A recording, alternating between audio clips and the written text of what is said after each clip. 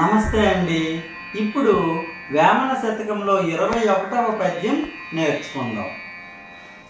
అల్పజాతివానికధికారమిచ్చిన దొడ్డవారినెల్ల తొలగుజేయు చెప్పు తినడి కుక్క చెరుకు తీపెరుగున విశ్వదాభిరామ వినురవేమా.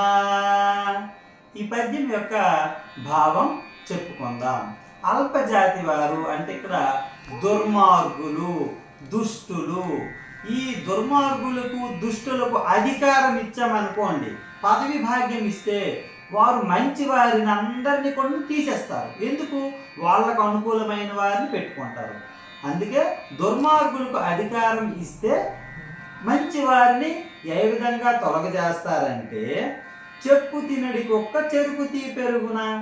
ఇప్పుడు కుక్కలు ఉంటాయి, అవి ఏం తింటుంది? బయట కుక్కలు చెప్పులు చందలం అంతా తింటూ ఉంటుంది. అంతేగాని చెరుకు రసం పోస్తే అబ్బా ఎంత బాగుందో అలా తెలుస్తుంది ఆ కుక్కకు? తెలియదు కదా. అలాగే మంచి వారి గురించి కూడా దుర్మార్గులకు ఎప్పటికీ తెలియదు అని పద్యం యొక్క భావం. పద్యము మరొకసారి. అల్పజాతివానికధికారమిచ్చిన దొడ్డవారినెల్ల తొలగజేయు చెప్పు తినడి కుక్క చెరుకు తీ పెరుగున విశ్వదాభిరామ వినురవేమా. థ్యాంక్ యూ అండి. Thank you.